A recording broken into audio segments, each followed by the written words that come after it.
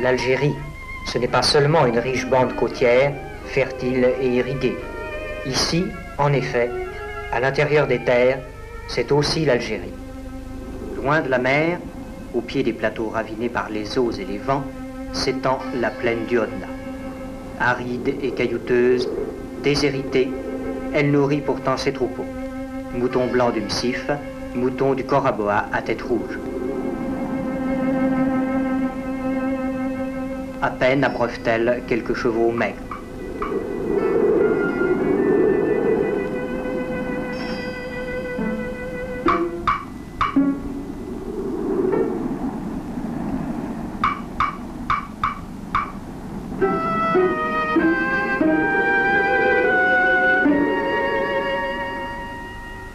Voici la sous-préfecture de Msila.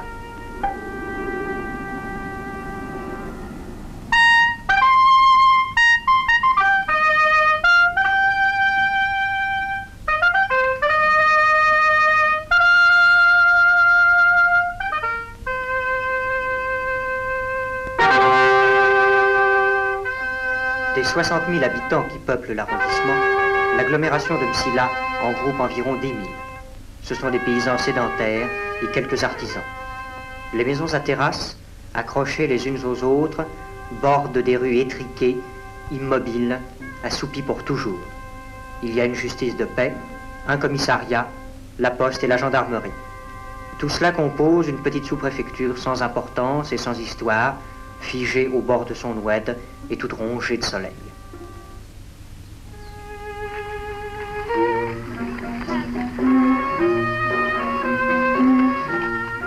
Ici, comme dans tous les pays méditerranéens, c'est sur la Grande Place que se passe le plus clair de la vie publique. Les arcades du Grand Hôtel de l'Oasis abritent les magasins et les échoppes des artisans. Et tout à côté, la promenade, plantée de poivriers nains, bruissante d'oiseaux, accueillante et fraîche.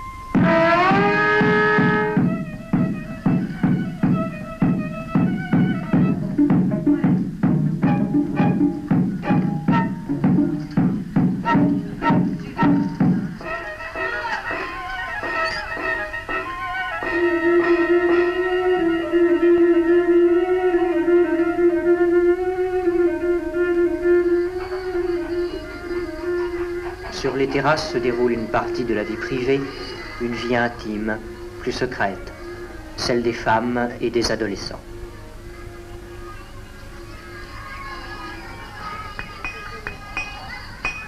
Au fond des cours, ce sont les ateliers. Ils sont conçus pour satisfaire les besoins locaux et pas au-delà.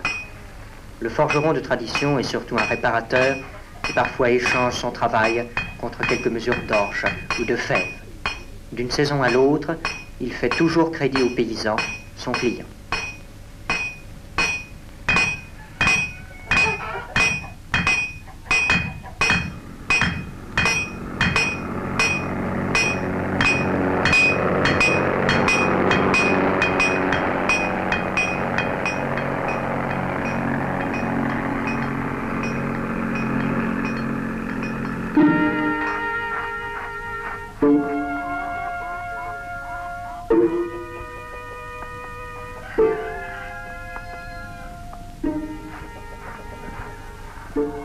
L'artisanat du tissage de la laine est très répandu à Msila.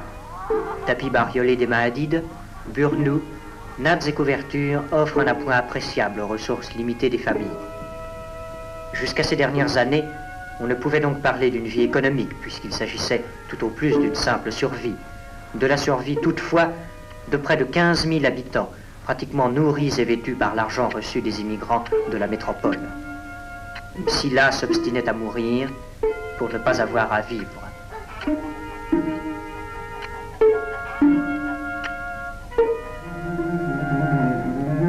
fallait donc extirper cette torpeur qui envahissait tout. Qu'avons-nous fait?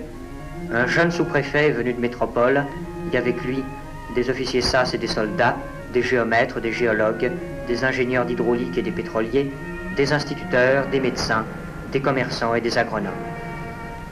Aux confins des Bibans, les techniciens ont édifié un barrage et renoué la tradition des pionniers d'il y a 130 ans. L'oued Ksob a été capté et retenu les eaux qui s'évanouissaient leur âge passé. L'homme dispose là de 12 millions de mètres cubes du précieux liquide. Il dispensera désormais la source de vie.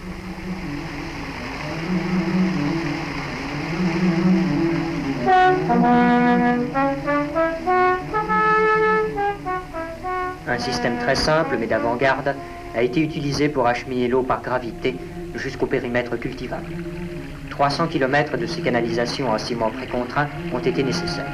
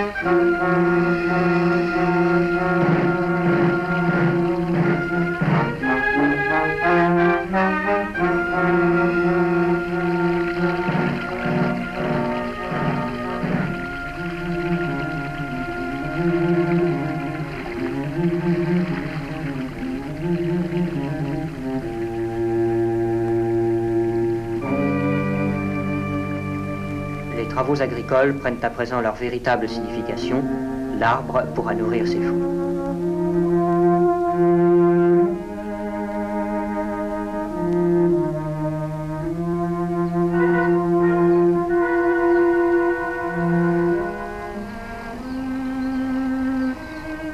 Msila possède déjà 7000 abricotiers en production, tous évidemment en culture irriguée.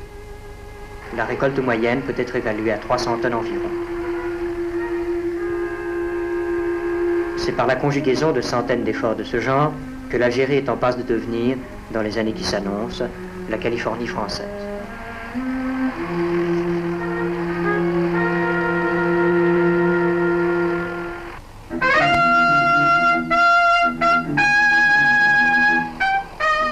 Les maladies des années sèches décimaient les troupeaux. Les années précédant 1957 avaient ainsi tué les 2/3 des bêtes. À présent, leur nombre est remonté à 100 000.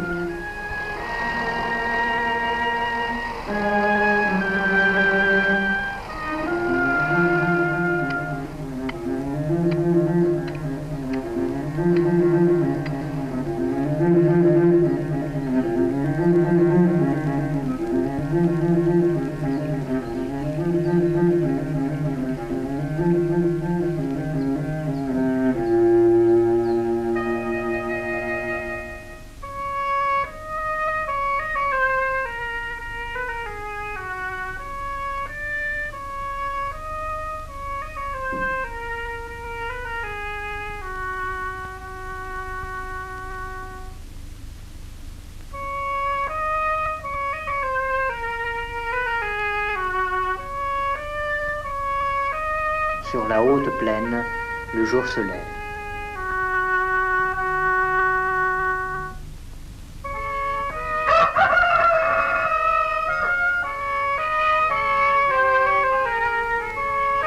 Les troupeaux sortent des étables, impatients.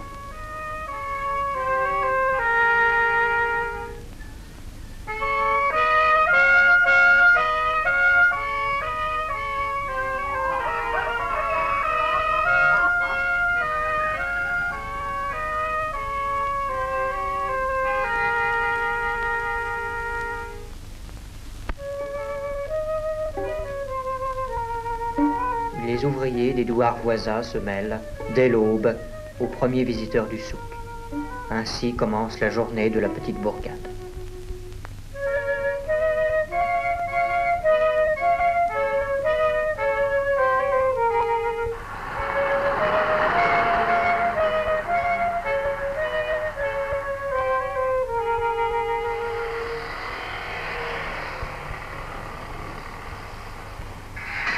Les hommes ont afflué au chantier.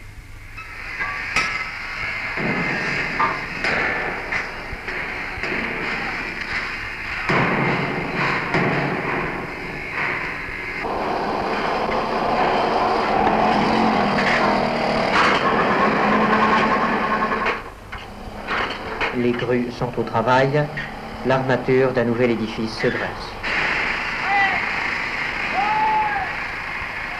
Là encore, c'est un des aspects de l'œuvre nationale de renouveau pour laquelle se retrouvent côte à côte les populations sœurs de métropole et d'Algérie.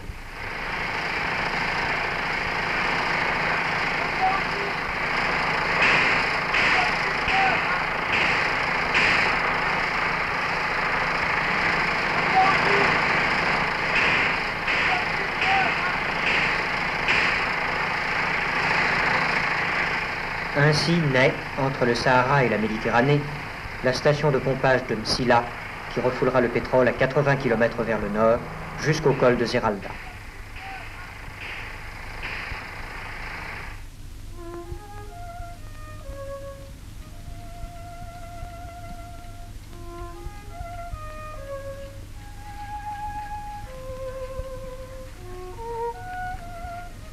À l'heure matinale commencent aussi les tâches domestiques.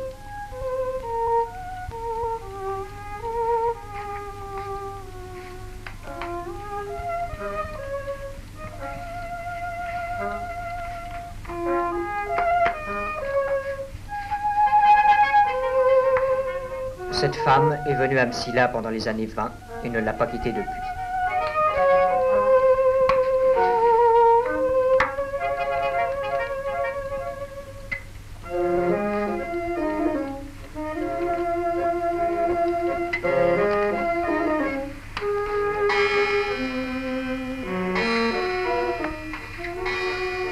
« 1920, les jours ont passé. Seule, depuis bientôt 15 ans, cette vieille femme ne regrette que sa jeunesse.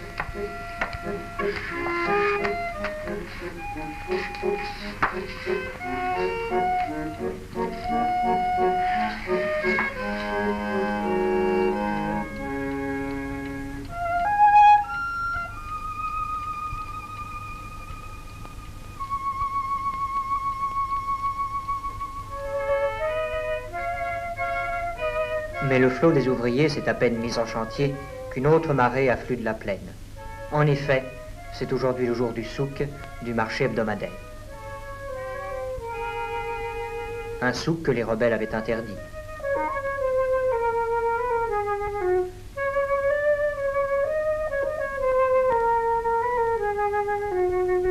Ainsi, chaque jeudi, Msila concentre toute une population de bergers, d'agriculteurs venus de tous les points de l'horizon et par tous les moyens.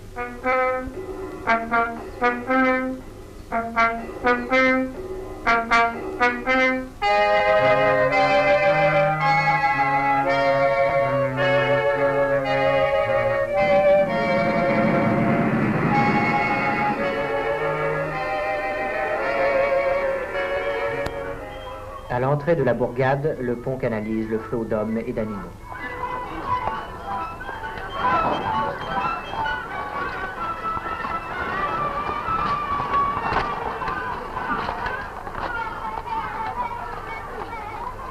« 5000 visiteurs sont là, sous les prétextes les plus divers, car le marché n'est qu'une occasion.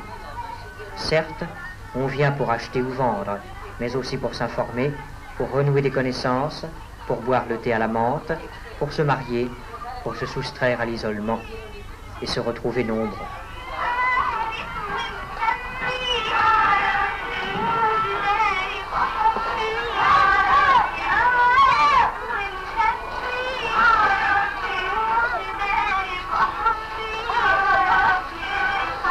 Les mères et leurs enfants malades sont venus aussi des maigres faubourgs du Chouaf.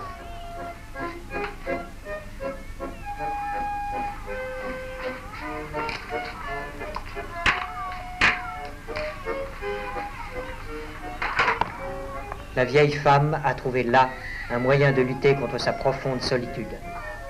Tout simplement, naturellement, elle s'est découvert une vocation.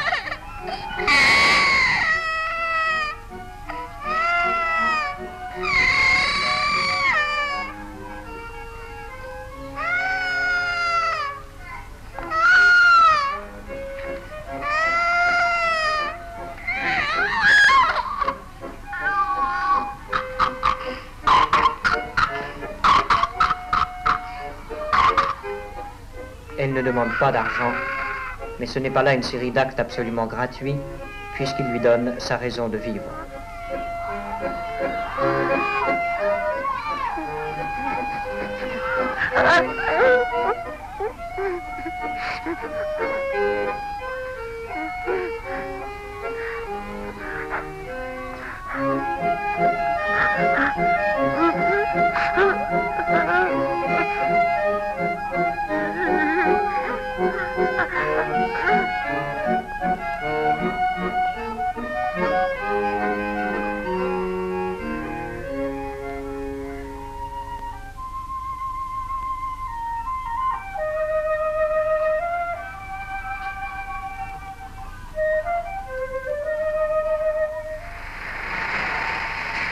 Les techniciens ont trouvé aussi leur raison de vivre à Msila en lui permettant de prendre place dans cette Algérie nouvelle que nous sommes en droit d'attendre et en devoir de créer.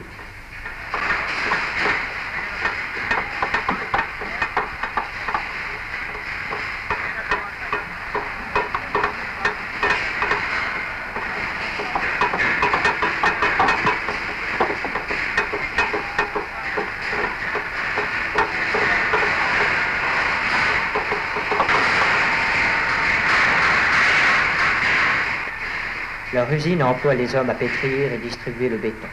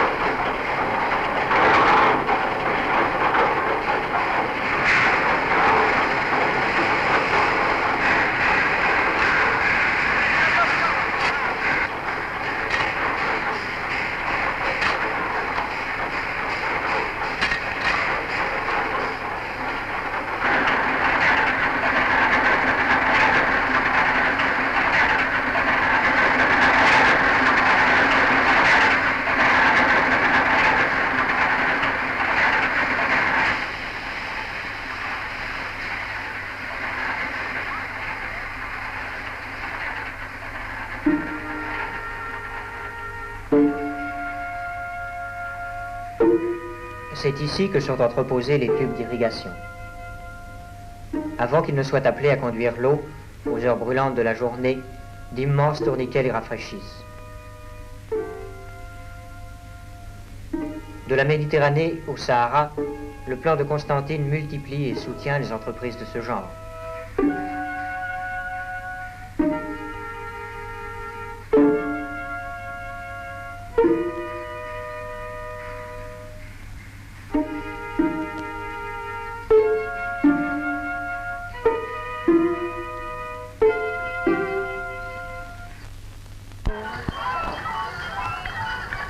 L'heure s'avance, le spectacle continue.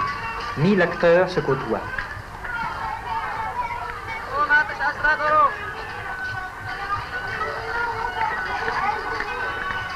Le produit des récoltes passe de main en main. On est venu vendre, on est venu s'approvisionner, se vêtir aussi.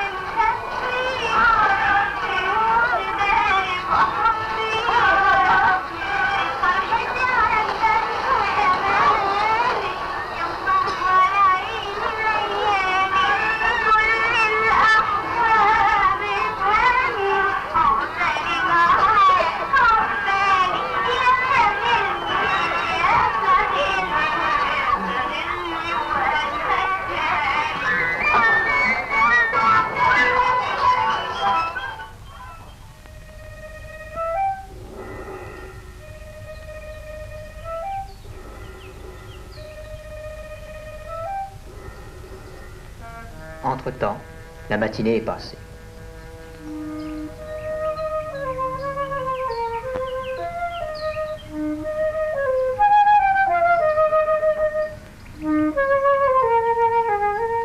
Le jeudi, jour de marché, c'est aussi le jour des enfants.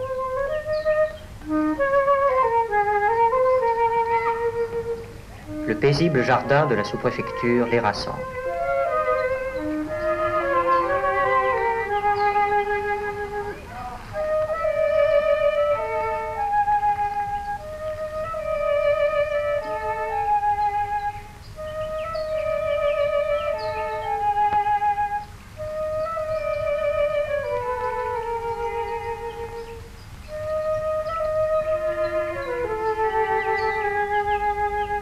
Le temps passe et les ombres s'allongent. Une chaude journée se termine et l'approche du soir éloigne les visiteurs. Peu à peu, le souk se vide.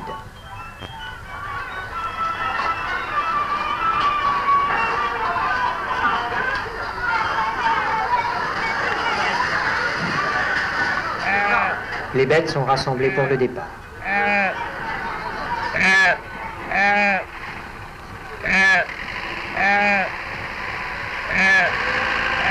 La plupart des hommes reprennent le chemin de leur douar ou de leur campement.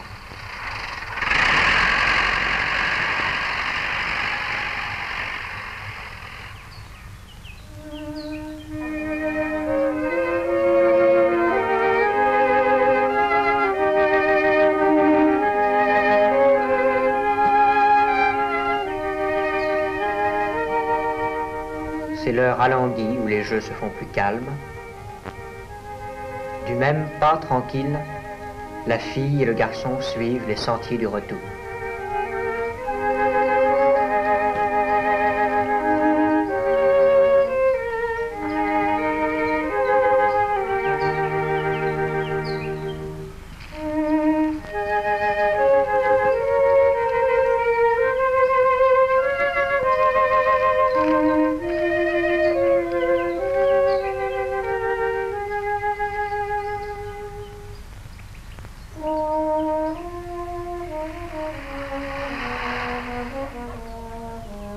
Le calme familier a repris possession de la grande place.